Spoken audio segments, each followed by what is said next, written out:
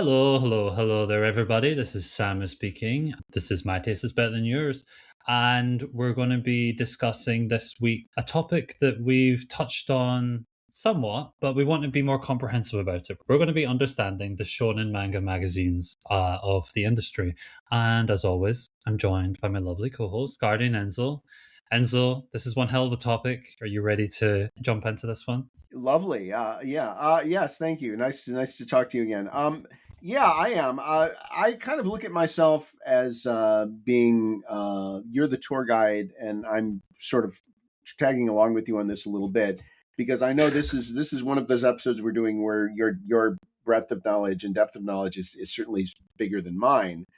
That said, let it be said that I did do some prep for this just to refresh myself. Obviously, Jump is one that we've talked about extensively over the course of the podcast already, but the other two major weeklies, or maybe we could say the other three, maybe we get into that topic, but less detail. So I wanted to really kind of bring myself more up to speed, kind of just look at the big picture there and sort of see if what my preconceptions about their identity were, whether those preconceptions were accurate. And it was an interesting experience to go through that. So I'm looking forward to the discussion. Yeah, what we're looking to do here is go into all the various magazines, various shonen magazines. We could do episodes of this about different demographics, about Seinen and Joseph Shoujo one day, but this feels like a sensible place to start based on what we talk about and what's big and popular. So yeah, we'll figure out what the identity we think is of each of these publications, where our own preferences lie, and shout out big names as well that might come to mind. Let me start with like a very basic foundation, which I think sometimes I might forget when I talk to people who are not stupidly into manga like myself or like you, Enzo, who don't. Not everyone knows that manga comes from these magazines before it is published in these collected volumes. Excuse me if this is knowledge that you already know, but everything is published pretty much in these weekly or monthly, sometimes bi-monthly publications from various different publishers. They're collected in these roughly 200-ish smaller, shorter volumes, and then that is how those series are usually bought for the most part and known before they're eventually adapted into anime or some other property. So there is a dedicated audience for the magazines that are being circulated weekly and monthly. But there are also people who just read the volumes and actually don't really pay much attention, I don't think, to what is coming out weekly or monthly. And so would you probably say that is the majority, even if people in Japan, they just see a volume and they're like, oh, I like this series, I'm going to read that. Well, it's less true in Japan than it is overseas. Mm, Where manga for less true in France than most countries because they have basically effectively their own manfra culture that operates the same way the Japanese manga culture does. But for most American fans, and I think in a lot of countries, manga is what you see on the shelf at the bookstore. The volumes, as you said, it's oh, that anime is based on a manga. And I do think there is definitely a sizable section of the market in Japan is the same way.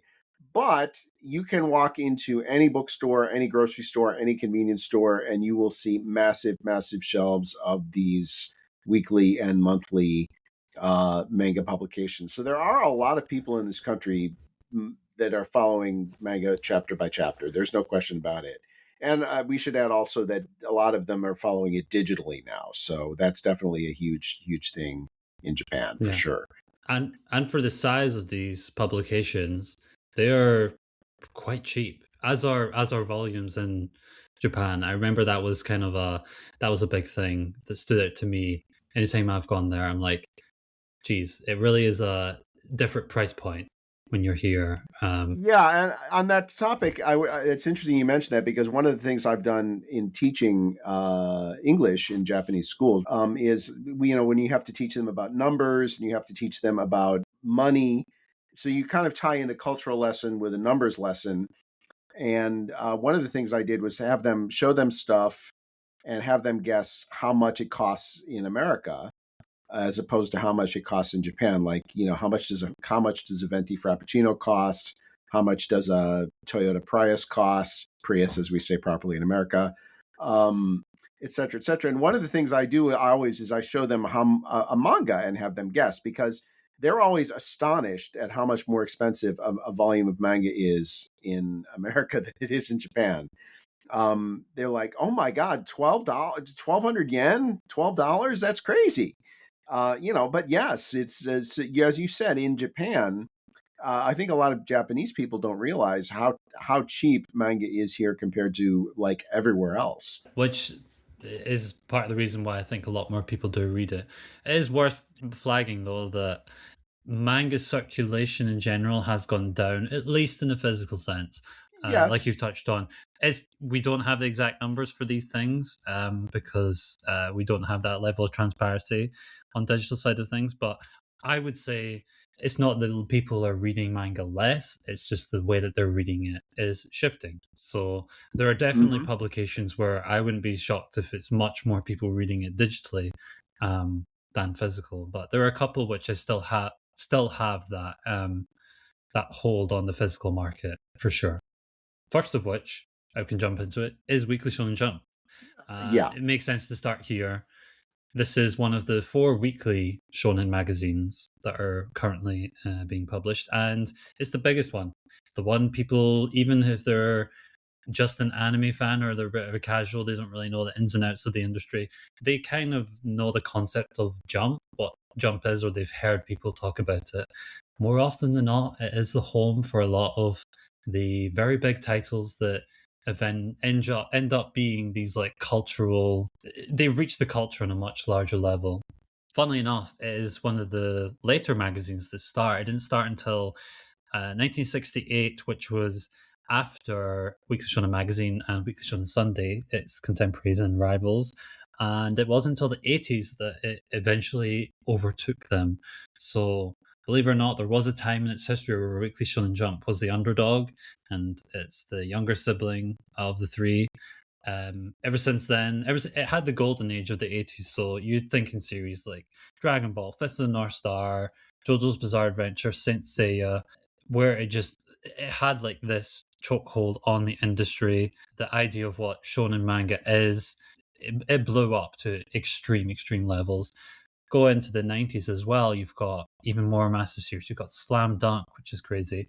You've got Rurouni Kenshin, one of your favorites, Enzo. And then in the later 90s, you have even something like Hunter x Hunter. So, these are all names that I'm sure if you're a manga fan, you know all about them. I mean, the hits continue decade after decade. Death Note, Gintama, Haikyuu, Hikaru no Go. I will shout out for you, Enzo. I know that's one. Thank you. That you big love seller, fondly. Big seller. Yeah, by a big artist as well. All those series, plus the big 3. People know the big 3. It's One Piece, it's Naruto, it's Bleach. Those are the ones that I think for a lot of the people that read manga now, if they didn't grow up with the big 3, they were at least highly familiar with them, or if they came after that point, they know them as a point of reference, and their influence definitely bleeds into more modern gigantic hits, things like Demon Slayer, Jujutsu Kaisen, and then My Hero Academia. So I've listed a lot of names, but Weekly Shonen Jump has had quite a lot of hits, it's fair to say, and I think it has also shifted. I can say this as someone who is reading the Weekly Shonen Jump from beginning to end and all the available translations that there are. It's funny to see how it shifts and changes as it grows. So the period before it blew up in the golden age of the 80s, you can see it was very gag heavy and also very sports heavy. Lots of baseball series, lots of comedy series. Even into the early 80s, you see almost like this lean into femininity, a lot of feminine characters, heroines, romance. I think like Stop Hibari-kun. I think of Cat's Eye. Even another one which is getting a new adaptation, which is Gumi Gumi High School. These are series which are softer, sillier, It wasn't until, like I mentioned, the Golden Age, where Dragon Ball and Fist of the North Star, etc., where this idea of the big battle shonen took hold and became what everyone thinks Jump is. But it's important to note, for all them very popular battle shonen titles, Jump has always had these ones that don't fall into that category. You know, they do have their rom-coms. They have these like dark dramas and plenty of sports series as well. So yeah, it is evolved, and for me, I'm interested in itself and just seeing the history of Jump play out. So yeah, Enzo, we talked about Jump probably hours and hours at this point, across various episodes. But what do you think? What do you think Jump is, at least now, or just in general, when you think of like a Jump series, the Jump identity? Well, Jump to me is depending on, as you get into the more outer casual fan orbits, the further out that orbit is, the more likely it is that for that fan, Jump is manga. I mean, I think there's a certain subset of people for whom that simply is just the case, and it's just hard to overstate how dominant Shueisha is in commercially in the anime manga world. It's just astonishing how many huge franchises that are in the Jump or one of the Jump imprints. So there are huge kaiju series at all of the main.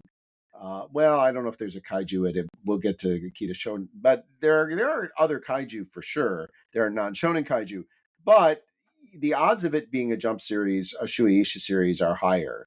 It just, those are the ones that sort of, it's like Ed Hightower said about the first George H.W. Bush. He said he was born on third base and thought he hit a triple, a baseball reference. And it's kind of like, if you're a Jump series, that doesn't mean you're going to be a hit, but it's easier to get there if you are a Jump series than it is with any other magazine. What is the Jump identity? I mean, as you say, it is more diverse probably than most people think it is. Although for me, when I think of sort of the quintessential Jump series, is that battle shonen. It's that it's that one with that plucky, sometimes antisocial or sometimes slightly oddball main character, young boy, teenager, the whole hero, the whole power system. It is, that's sort of, to me, that's kind of emblematic of the whole Jump image, and I think that's an incomplete picture of what Jump is, but I do think that's the one that first comes into your mind. And I think it's in the process now of maybe trying to evolve past that. I think there was a time when you mentioned Dragon Ball, which I think can't be overstated how important that was as an influence on the future of manga and anime, both in terms of the series itself and the impact Toriyama had directly on other people. But I would say that in the last 20 to 25 years, Jump has not tended to set trends so much as spot them and take advantage of them. And I sort of vibe now that's kind of what's happening with the magazine, that they would like to be more setting the trends, but they're kind of trying to be more fleet of foot in trying to change to reflect the way the market is changing. I think there was a feeling a few years ago that maybe Jump was starting to get a little bit predictable and a little bit kind of maybe just a step slow, if you will. And I get the sort of vibe that they're trying to be more nimble and agile now. And I don't think there's any question that tonally they're trying to diversify the magazine more than they ever have. Even though, as you said, it is more diverse historically than people give it credit for. I think they're actively trying to do that more now than they ever have. But to me, the quintessential Jump series is still that big three vibe, even if it isn't part of the big three. That whole that subset of shonen manga, that's what Jump represents more than anything else to me. I mean, there is that iconic motto, friendship, effort, victory, which Jump themselves have used as being Mm. like a describer of what it means to be a Jump series. Just like these core pillars of things about a series that, not that they need to have it, but you will often find that series in the magazine do, that they have that strong positive message, the characters pushing through with great effort to achieve something, and as is often the case, victory, how they achieve something and overcoming what feels like impossibilities to do that. Mind you, you do get exceptions to that sort of motto. Chainsaw Man, for example, is not a series that generally applies a lot of those things. It does in its own flavor and ways, but yeah, you have series that kind of go off in a different path. And yeah, like you say, I do think there is a more conscious effort in the last two editors in chief to be more diverse in terms of the stories that we're getting. Just even like subgenre, like you were getting more slice of life series. This current editor in chief, we know that he is particularly fond of rom coms based on series that he looked after himself. So it's not surprising that we're seeing a bit of push for them. In the past, we saw more gag series.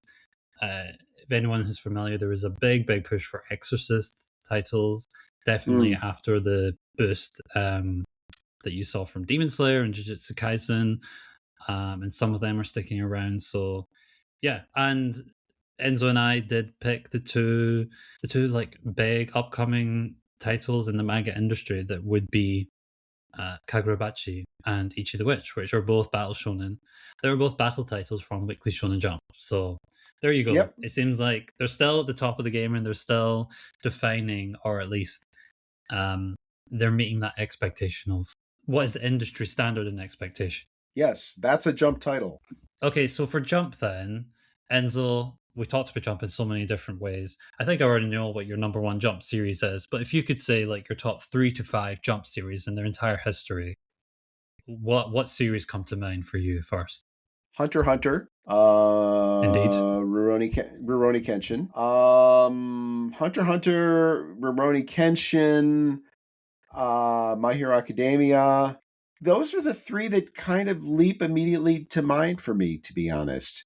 Is those three. And I know that I'm going to think of several others that I should have said, and I'm going to kick myself, but those are the first three that came into my head. No, those three definitely check out as your taste. My top 5. I mean, I have my rankings for everything, so I'm referencing this. Honorable mention: Barefoot Gen. I think it's just one of the most defining Yeah, series manga of all time. It did start in Weekly Shonen Jump for just under half of its run before going on for a long time in various other places. But the fact that it went in Jump in the first place shows that how different Jump was back then in the 70s. My top 5, which I think just encapsulate my taste, is 5 Akane Banashi, 4 One Piece, 3 Hunter x Hunter, 2 Haikyuu, and number 1 is Bleach because it's my that series is anime and manga to me. I still have to read a lot of series from the 80s and 90s, so I do hope that changes when I eventually. So not Gonron Egg. Gonron Egg, that might make the top 300, 2000? 400. Oh, 300. Okay. Oh, wow. Okay. Yeah. Hikaru no Go. Oh, yes. That makes sense. Some of the other weeklies that are worth touching on, though, second place in terms of its circulation numbers and probably prominence as well is Weekly Shonen Magazine. Enzo, you did mention Jump is published by Shueisha. Weekly Shonen Magazine is by Kodansha. Weekly Shonen Magazine, if I was to put label on it, the vibe, I would say it's a mixture of, in terms of content, you've got a lot of big sports titles. Yes. A lot of rom-coms, romance series that lean much more ecchi than Jump does nowadays.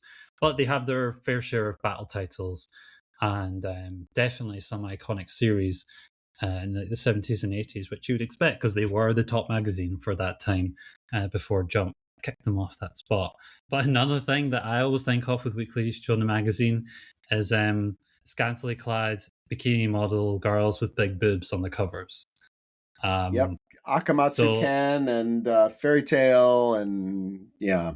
yeah, but even like you said before, you it's not uncommon that you would see people reading Jump, the physical magazine, in public. I don't know. There's something about reading, that concept of reading Weekly Shonen Magazine, which the covers are usually just like bikini models on the front. Mm. Maybe that's much more normalized in Japan, but definitely a different outer cover than what you're getting from some of the other shonen magazines. So it definitely gives you an expectation of what sort of content you're going to get from the series within it. So, like I said, much more Mm. etchy. But iconic titles that are worth mentioning: Ashton no Joe, GTO, Hajime no Ippo, Blue Lock, Ace of Diamonds, Baby Steps. A lot of them, I know you love Baby Steps, a Yes. lot of them, big sports titles. Like, they really, I think, have a monopoly on that, even more than Jump, I would say. Um, Rom-coms, things like Yamada and the Seven Witches is more modern. Negima, everything that Cole Sale puts out, all his ecchi series, like A Town Where You Live, The Cafe Terrace and the Goddesses, and the Battle series, like Fairy Tale, like Fire Force. It's definitely a lot of big names that I'm sure everyone is familiar with, but maybe they don't know, oh, this comes from Weekly Shonen Magazine. You often see Mm. like something being credited to Jump when it's not, and often these series, the more modern series, do fall into that category. Yeah. So when I was doing that exercise I was describing, where I was just kind of taking my preconception and seeing if it matched up. So when I started looking at Weekly Shonen, the first phrase I wrote down, well typed, was King of Sports. That was the first thing that I typed out, and then I went and looked, and I just to see, does that fit, and I think it kind of does. Um, it's uh, it's not the only one of the triple that has many famous sports series. Even Jump does. But I Slam most Dunk. closely, yes, of course, not to mention Haikyuu, Prince of Tennis, Kurokoba no Basket, which I hate. I would say the identity of the major shonen weeklies, sports is the biggest part of the identity with weekly shonen, I would say. It may be the most integral part of it, certainly right up there. Again, when you ask me what is my sort of this idea of what the Jump series is, the idea of the weekly shonen, it's uh, it is sports for sure. It's definitely, it's harem rom-com. I associate very strongly with them. A lot of harem rom-coms. Uh, and just kind of like etchy in the sense that not like hardcore hentai stuff, just kind of goofy, TNA kind of etchy, kind of fairy tale style etchy, Negima style etchy. It just a lot of big breasted girls with a lot of very short shorts. Um, and I also get the feeling of like delinquents or fighters, or like literal fighters. Like Mm. I somehow that image pops into my head a lot, of like guys with a lot of facial and body hair, and a lot of punching, and a lot of that kind of thing. It feels like there's definitely sort of like a roughhouse kind of an element to the vibe of that magazine, to the identity of it. And I don't know how justified that is with the actual history, but I do think there is something to that for sure. Do you think, even though these are all shonen publications that we're talking about, there are definitely series and publications that cross gender boundaries and become much more popular with women and various different Yes. age groups as well? Would you think it'd be correct to say that this is the most bro-ish or masculine, quote unquote, Yes. Yes. shonen publication? Yeah, I Yes. would agree. Yes. Yes. I also think it is the most alpha male of the It, of the big three. it's the one And for I the also boys. and I think it maybe on average historically has skewed a little older than Jump, I would say. Yeah, In terms of older the teen the maybe. readership. Yeah, exactly. Maybe only about like a year or two, but a little bit older, I would say. A lot of these series skewed, and I think that the style of fan service that you see in Weekly Shonen it dovetails nicely with that demographic difference. I think that is the masculine energy that exudes from so many of the titles is one of the things that I think sets it apart, especially from Jump, which feels like, as you say, it's diversifying its audience, and even if not intentionally, there's often things about the big hits that appeal across different boundaries. Yeah, that's the distinction with Weekly Shonen Jump, Weekly Shonen Magazine. They're not the same, and Fairy Tail is not published in Jump, like people often claim. Yes. For Weekly Shonen Magazine, then, like we did with Jump, some titles that stand out to us, that are some of our favorites from that magazine. Enzo, are you happy to go first? Yeah, baby steps for sure. Don't forget Vinland Saga started out in Weekly Shonen Magazine. Gachi Akuda, a True. modern take. Those for starters, I would say those are a good three. Some names from my side. Admittedly, of the weeklies, this is probably my least favorite. I would say Hajime Ippo is probably my favorite of Weekly Shonen Magazine's history from what I have read. Silent Voice is up there, even if I have some problems with the manga near the end. I think overall it's a very, very good series. Another one that is by the author of Yamada-kun and the Seven Witches is Yankee-kun and Megane-chan, by Miki Yoshikawa. That's another one that I read years and years ago, around the time it was finishing, actually. I just thought that had so much charm to it. I still remember it fondly now. Who knows if I would still have that feeling if I read it today. But that is funnily enough, delinquent themed rom-com. Checks the boxes of what we expect from that magazine, I suppose. For sure. The third spot is going to be Weekly Shonen Sunday. It came around the same time as magazine. It was also up there above Jump for quite a while. The main thing I think of is the veterans. They have big Yes. hitters which had defined series throughout the eras and continue to publish. Clearly, they like being published in Weekly Shonen Sunday. Publisher here is Shogakukan. Just a few names: Rumiko Takahashi. She published Inuyasha, Ranma One Half, Rine, and now Mao. They're all in Sunday. Mitsuru Adachi, have you heard of him? He did Touch, Yes. Rough, H2, Katsu, Cross Game. They're all in this magazine. Now he does, still the same publisher, but he now is moved monthly. Detective Conan by Gosho Aoyama. Someone who's returned recently is Kazuhiro Fujita, who had very big hits in Ushio Tora and Karakuri Circus and now has Silver Mountain. And then some other ones I think of when I think of Sunday is Yellow Tanabe, who had Kikaishi, Birdmen, and now Kaihen Wizards, and Kenjo Hata, who is Hayate the Combat Butler and Fly to the Moon. So a lot of returning names. They do have up-and-comers and new series like, come on, Freyren. That's like their biggest hit that they've had in the longest time, especially from a new published author. Yeah, for sure.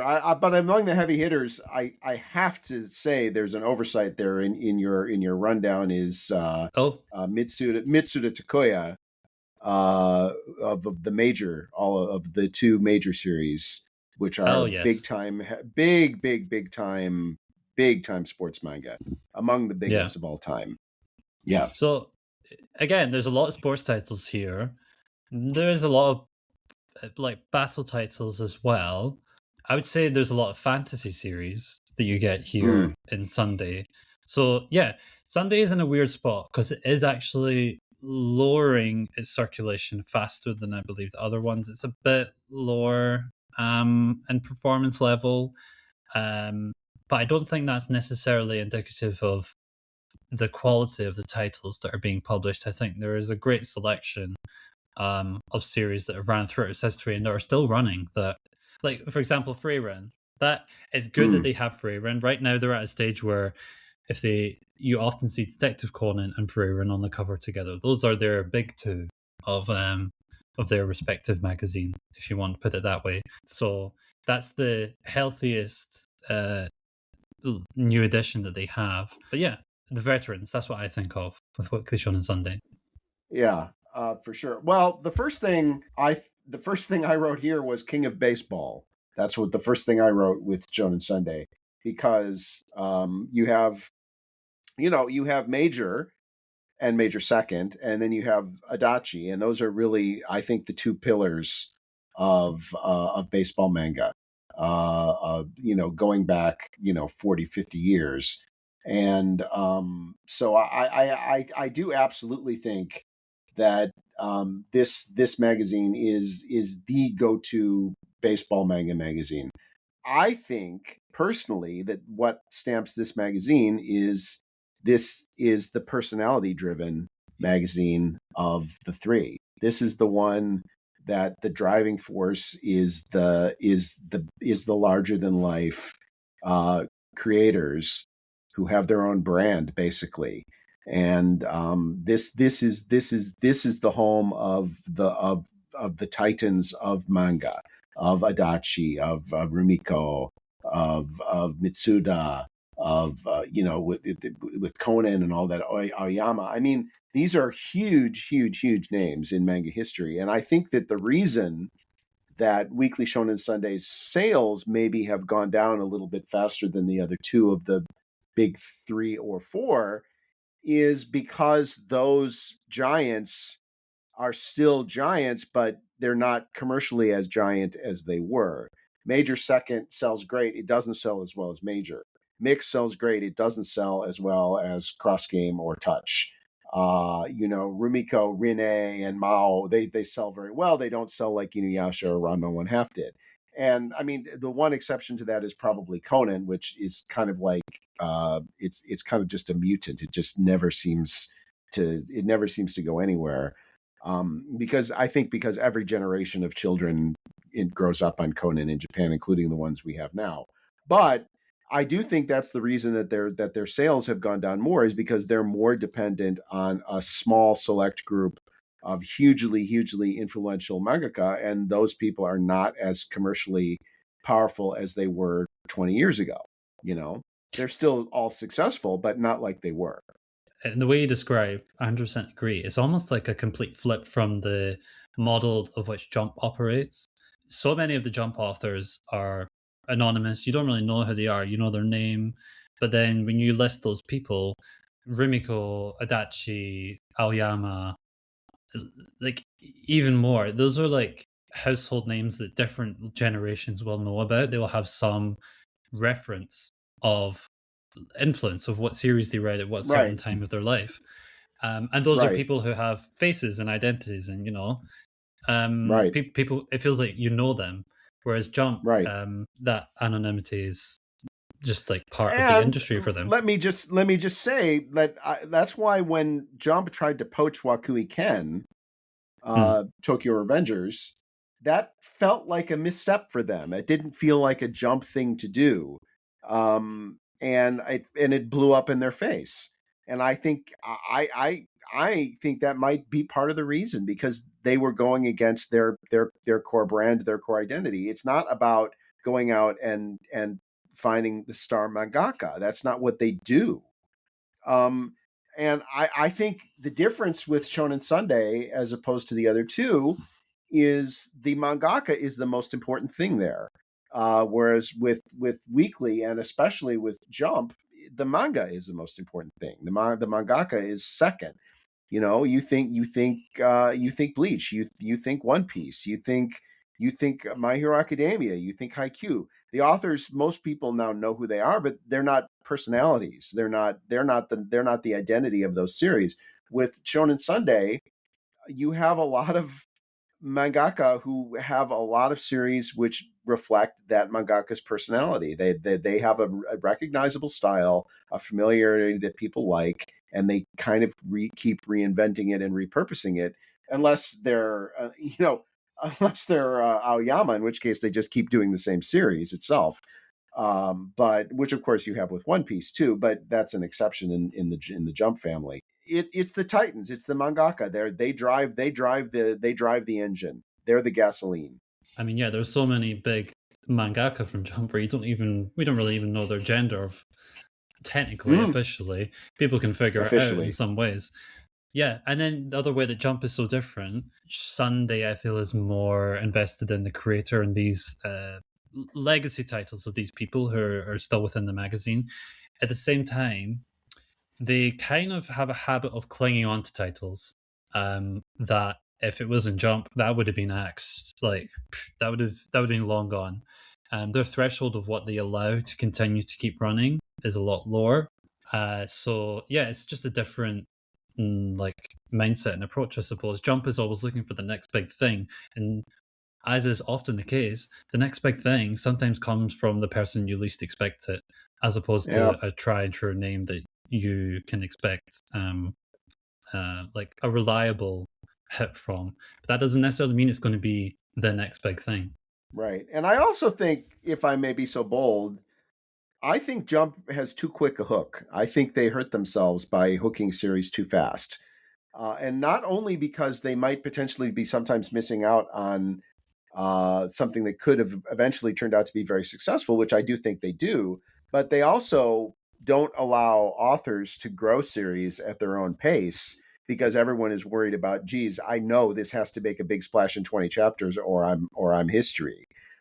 So I think they're now, far be it for me to criticize, the editorial policy, the most successful model.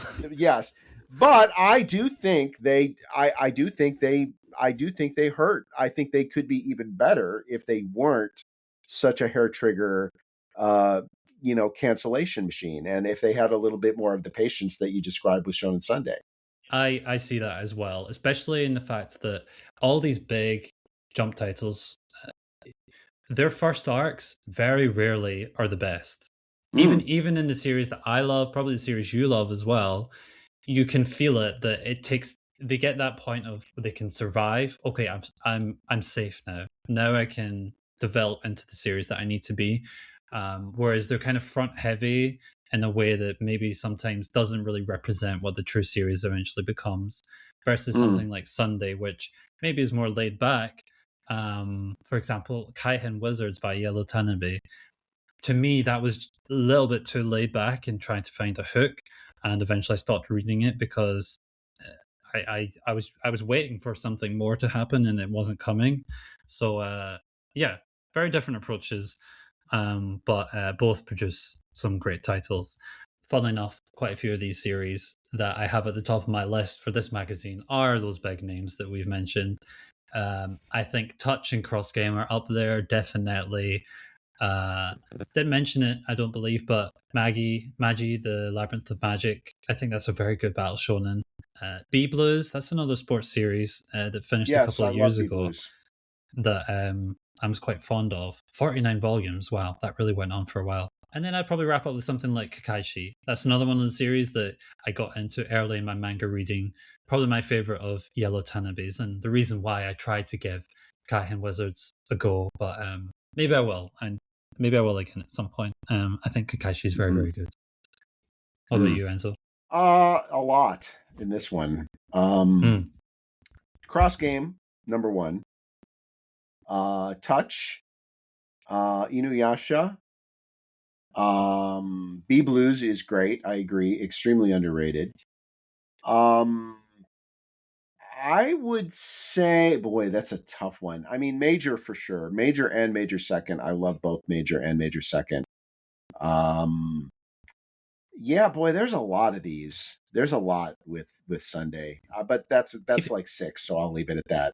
Just so many iconic titles associated with that magazine. People don't realize. Yeah, the segue then, I think, for the fourth weekly serialization, or the fourth magazine, is going to be that you mentioned poaching. Jump did actually poach someone, half-poach someone from this magazine, which is Weekly Shonen Champion.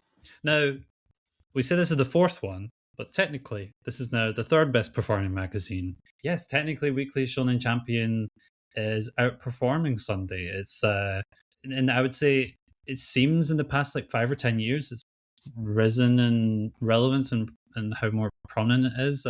Some titles that we have kind of is the Iruma-kun magazine, That's the main thing. But also Baki, Yowamushi Pedal, father and daughter in Beastars and Sanda. Mm, Togen Anki is another one that was a battle title that got adapted this past yes. year. It got a bit of a boost. So it's an interesting one where I look at these titles and then I think you'll agree with me. I don't see them and think, oh my god, this is a decade genre defining kaiju massive hit. But it seems to be working. It seems to have an identity that people are sticking with longer than something like Weekly Shonen Sunday. So it's curious to consider what the reason for that is. Yeah, it's hard to say. And I think, as you say, it's interesting that we have the father-daughter team there, the Itagaki team, with Baki and with Beastars and Sanda. There are a lot of titles that at Champion, Weekly Champion, this isn't true of Irma, but there are titles of that magazine that immediately when I first, sometimes I would be exposed to the anime first and then seek out the manga. I thought, oh, that must be seinen. They feel Beastars has a very seinen feel to it to me. And for example, I would say even Baki, although even it is a shonen cliche in a sense, it has it skews older. And I think why this magazine has become sort of the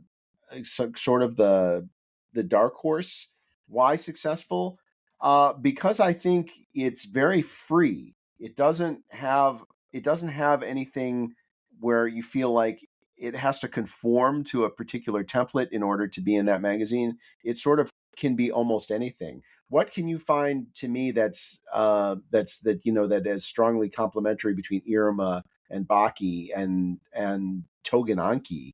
I mean, you almost feel like it is the most eclectic of the bunch, anything goes kind of thing, which I think it has an unpredictability to it. It has a freedom to it that people really like.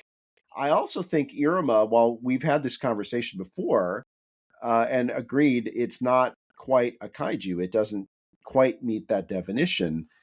I do think, though, it is a sort of a uniquely steady.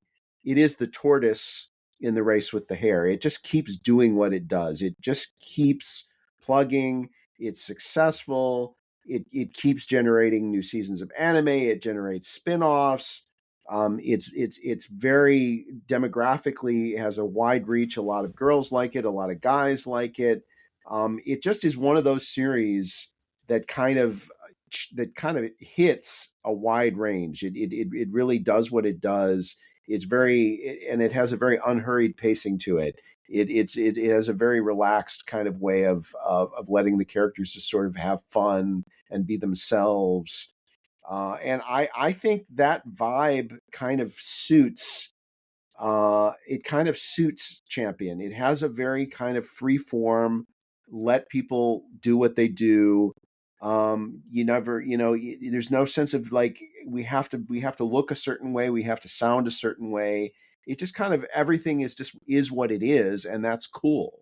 And I think it's in some ways it might be the coolest of the big four. I definitely think it's the most kind of intellectual of the big four, if you will. And I know in the modern world, that can be a four-letter word, but intellectualism is not a bad thing. Sorry. And I do think that this is the most intellectually interesting of the big four magazines, in my opinion. I think a lot of it does come down to, at least in the past 5-10 years, is Irumakun kind of filling that lane for what One Piece is for Jump, for what Conan is for Sunday. In It a much is humbler way. Yeah, and it's not nowhere near the level of either of those series, but it's found itself being the face of the magazine. And like you say, it's another series that has like spin-offs, and people are in for the ride with that one. So I think I would have to give some credit to that for Yeah, why I agree. it's doing so well. And I would probably agree with you in that of the four, it skews oldest, probably older even than Weekly Shonen Magazine. So, yeah, in that way, it likely has less of a crossover of appeal than the other three do with each other. So, I totally agree with that. so it's It's probably almost not. its own subgenre. Yeah, like you say, you wouldn't even think some of these series are technically shonen. So, it's kind of a middle ground between there. So, it makes sense when you think about it more, even if it doesn't pop in your mind as like, oh, this is best-selling magazine in the industry, or best third best-selling shonen weekly magazine rather. It has not cracked people's mindset of there being a big four. People still think of a big three. So Yeah. it may literally have done that, but it hasn't changed. People don't perceive it that way. And I think part of the reason people don't perceive it that way is because it is kind of off in its own kind of sector. It's in a very different, it's in a sort of a different neighborhood than the other three, you know? Yeah, definitely. So yeah, those are the four weekly shonen publications. We'll touch on the monthlies more briefly. I'll group them up by publisher. Also, should mention the publisher for Weekly Shonen Champion is Akita Shoten, who, compared to the other big publishers, don't have as many magazines. So, yeah, Champion is their champion, so to speak. Jump Square and Saikyo Jump are two of the Shueisha monthly magazines for Shonen. Jump Square, if you want to think of it, is basically monthly Shonen Jump by comparison. What do I think of when I think of Jump Square? I think of Exorcist, I think of the supernatural, not necessarily high fantasy, more urban fantasy. I think of pretty boys that girls also can like, but are cool enough that boys also like. I think there is more than actually a lot of magazines. This one has an art style, a style of storytelling, like genre. It's very all overlapping. So if you're a fan of any of those things, this is definitely the magazine for you. And it is pretty popular. And worth mentioning, we did shout out Kagurabachi and Ichi the Witches are two big potential kaijus.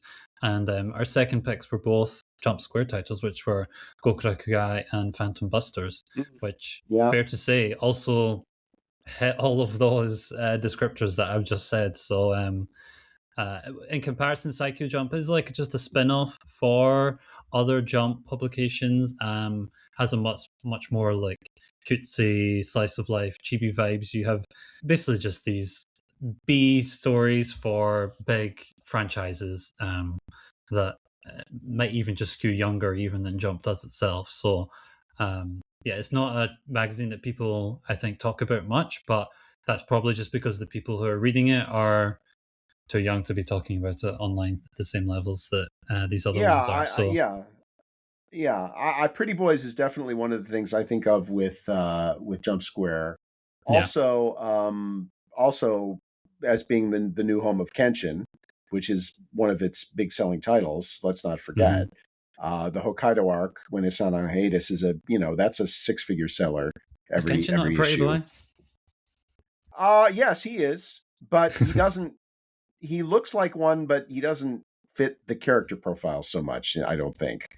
Sure. But he definitely has the physical appearance of a pretty boy, which is why he was played by a woman in the first anime adaptation. Yeah, for sure. That's definitely what I think with is, Phantom Busters, Gokurakugai, for sure there is an identity that's very, very pronounced there. There's no question about it. Jump onto the Kodansha monthly shonen magazines. First one worth mentioning is Bessatsu Shonen Magazine. This is basically the Attack on Titan magazine. And that was the thing that I from when I did read Attack on Titan every month, and just following it even after that point, it seemed like it was kind of carrying the magazine at that point. There's not many other things that are sticking out in its roster. Nope. So I just have a question of like, can that magazine continue to thrive post Attack on Titan? And then you compare it to, because Kodansha, it has 3 of these monthly publications. The other one is just monthly Shonen Magazine. When you look at what has been published there, I see much more. I see series that have more prominence. Maybe none of them to an individual level as much as Attack on Titan did, but I think of like Beck and Your Lie in April, which I know you love. But it does have its lovers. Noragami, which ended somewhat recently as well. Welcome to the Ballroom, which is on and off, but that is ongoing. Yeah, I think Monthly Shonen Magazine does have quite good titles when I look over it. Better by comparison than Bessatsu. It definitely skews older too. Monthly Shonen. I mean, look at these titles: Welcome to the Ballroom, Back, Kapeta. There's a lot of older skewing shonen here. And I think thematically more serious, I would say. Less of the screwball comedy and the battle shonen and more kind of real lifey kind of situations. I think you have a lot of realism in those sorts of titles. Definitely. And then you have their third monthly publication. You have Monthly Shonen Sirius, which when I look over what they have, I think that's more fantasy. It's the manga version of That Time I Got Reincarnated as Slime. You have One's new series Versus, which is kind of, I'm seeing a lot more people talk about it online this past year, so I won't be shocked if that eventually does get more notoriety. Tower Dungeon, that's the latest series by Tsutomu Nihei, who he has quite a following as well. And then another series that recently got an anime announcement is Bless, which is doesn't fall into that fantasy category, but that's one that I've had my eye on for quite a while. So that one at least has its own niche, I think, in terms of focus for quite a few of the popular series, what you think of with that magazine. So my main thing is like Bessatsu. I don't know if I get much from that one in particular compared to the other two. I can't think of another title from that magazine other than Attack on Titan, frankly. I would have to look it up. I'm sure they're blessed that they did have that for as long as time that they did. Absolutely. A freak of nature. Yeah. A lot of people got their paychecks continued for a decade or so. Yeah.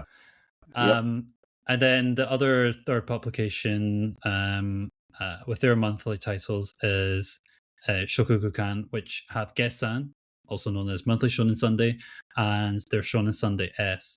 So Gessan, that's quite a slept-on magazine, actually. I quite like that a lot. I agree.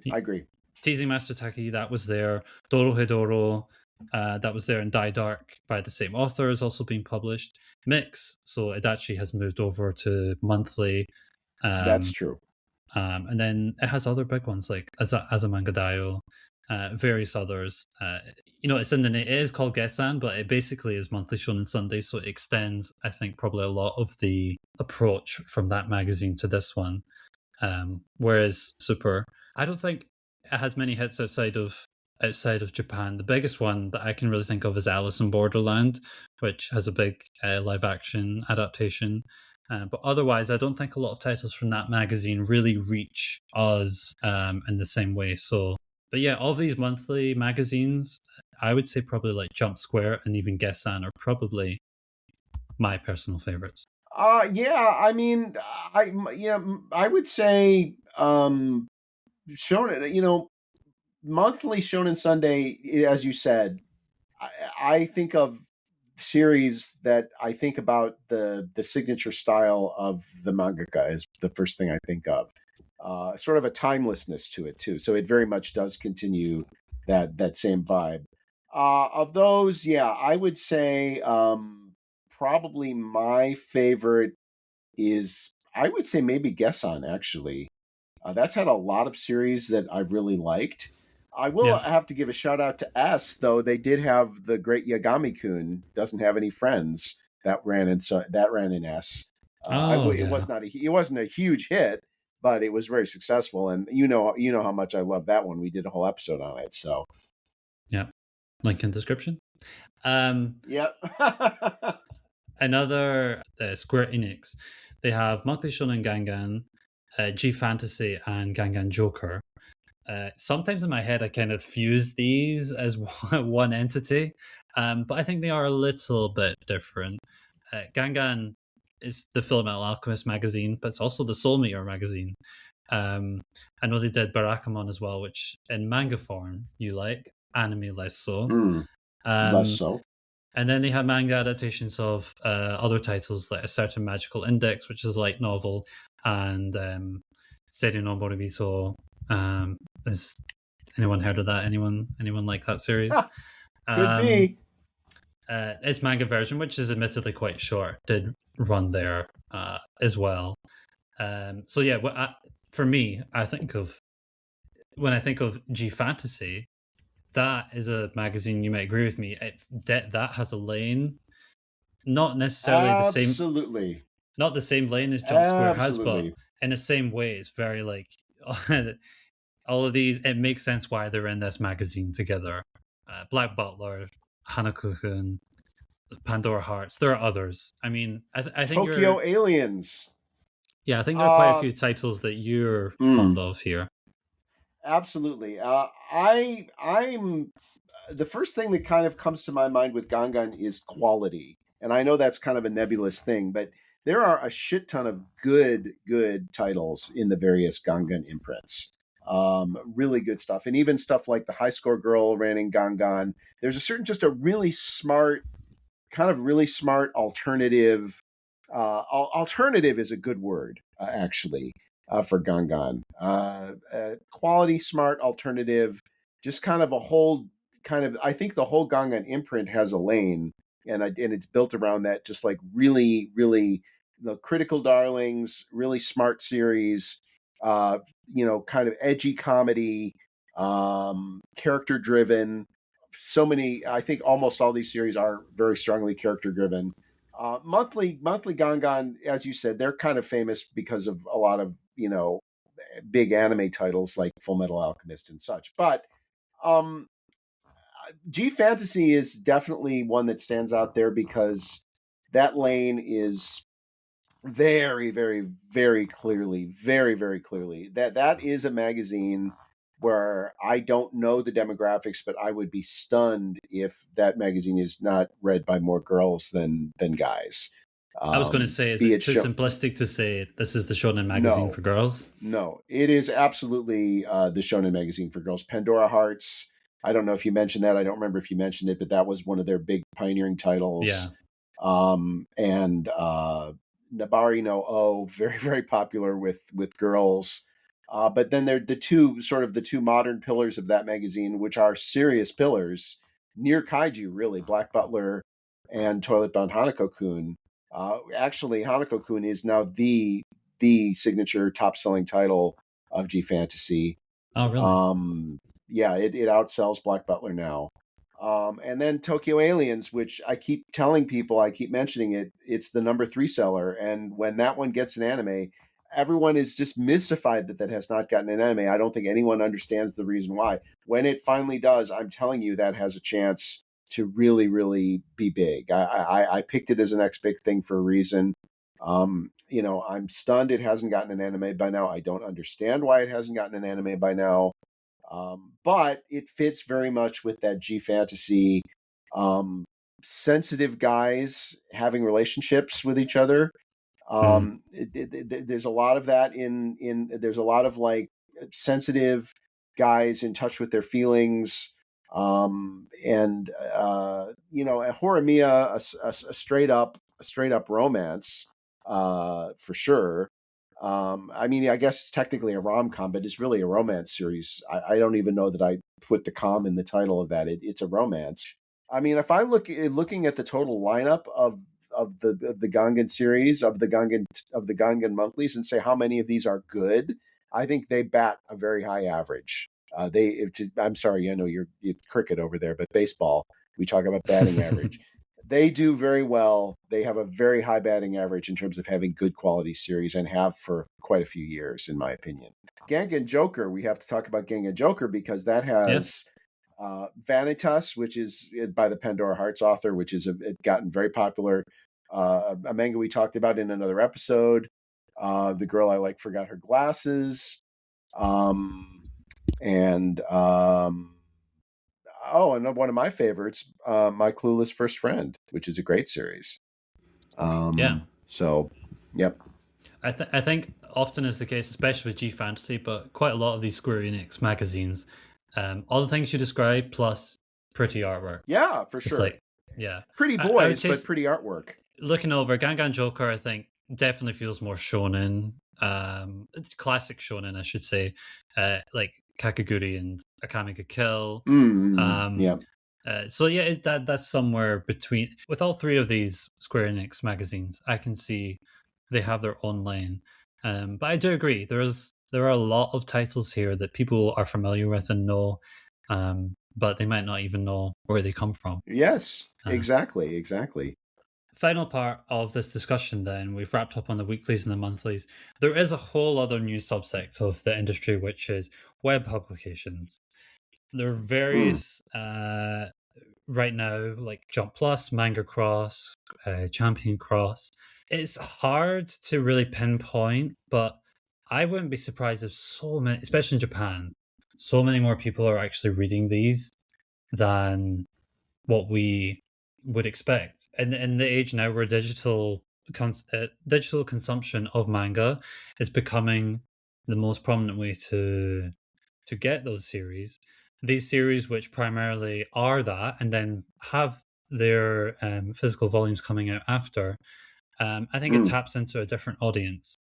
People who are much more likely to keep up to it weekly, or however regular the releases are of the series, they're not necessarily going to be tied as well to a very strict deadline. It can flow and change ever so slightly. You get more that are like bi-weekly, bi-monthly. Yeah, I mean, Jump Plus, we get that pretty much at this point fully translated by way of Manga Plus and Viz. So there's a lot of ways that Western readers are keeping up with what's happening there. It's not uncommon that a big Jump Plus title, for example, starts to gain traction. You know, we've seen it with things like Spy Family, we've seen it with Kaiju Number 8. But because there are so many titles going out, the batting average is probably actually lower. You see a lot of series that kind of just like skate by and don't develop much of an audience. So I'm not one of those people who is like, oh, the print industry is dead and Jump Plus is the future of Jump. No, I still think Weekly Shonen Jump, if we're going to compare those two, is significantly better than Jump Plus by the titles that are published there. But it is going to be an interesting development in the future to see just how the industry shapes up physically to digitally. And I just hope my main wish is I hope there's more transparency in performance digitally that we can use so that we're not just relying on the physical volume sales of series to define what makes them popular. Because it feels like year in, year out now, as we're going, we see series that seem like they shouldn't be popular, but clearly they must be doing something right. But we're kind of left out in the dark of how they're actually doing, how popular they really are. Yeah, are there any that you want to talk about specifically, Enzo? Well, specifically, I want to talk about Champion Cross, which is formerly Monthly Champion, because or not more. I forget what the original title of it was, but basically their digital imprint Champion Cross, because Bokuyaba is a series. I know I'm biased, but it has become a major commercial powerhouse as a digital release, and it comes out bi-weekly on Champion Cross, and it's got a spin-off, it's got a light novel spin-off, it's got a manga spin-off, it's got a movie coming out. So it sells now into the six figures in every print volume. So there are big hits coming out of the digital imprint, and so Champion Cross, I think, comes to mind for that. I do think, yeah, I mean, like you said, it's not like print is dead. Everything is digital now in Japan. That's not how it works. There's still a bookstore on every corner.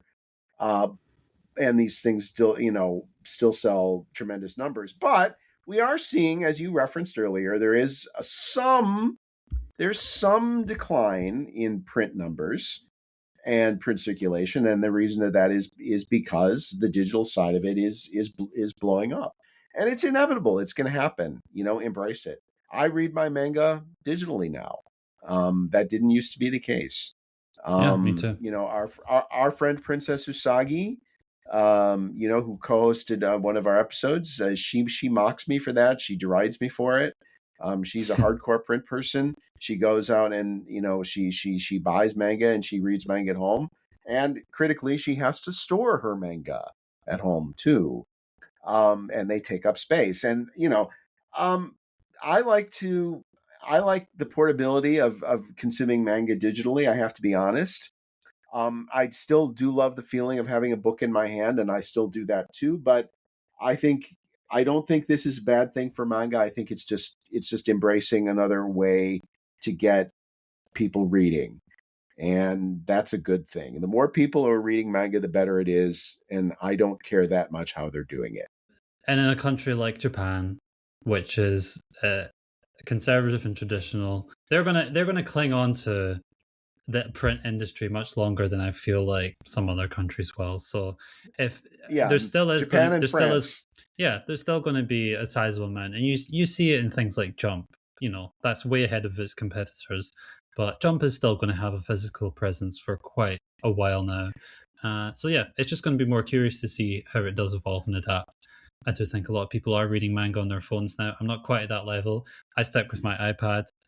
Let me just say, I don't like reading it on my phone either. I read it on my iPad mostly, or even on my laptop. But I will occasionally, if I go to here's when I read manga on my phone. When I go to a manga shop, to a ramen shop, where you sit at the counter, it's considered bad form to whip out your tablet when you're because they want your attention to be on the food, first of all, and second of all, turnover is a big thing there. But you can get away with reading manga on your phone, so that's the place where I read manga on my phone. But generally speaking, my iPad is my go-to, same as you. Well, it's been an interesting conversation. Hopefully, that's provided some clarity of all the different places of which these shonen titles come from. And yeah, they all have different identities, different publishers. You definitely get a different flavor from each one depending where you read these series, even if you're ignorant from where they come from. Thank you, Enzo, for this conversation, and for everyone who's listening. Thank you. It's been fun. I learned a lot. As always, I hope everyone else learned a lot as well. As Enzo likes to say, like, comment, subscribe, and stay fizzy. Flinty. Bye-bye. Bye.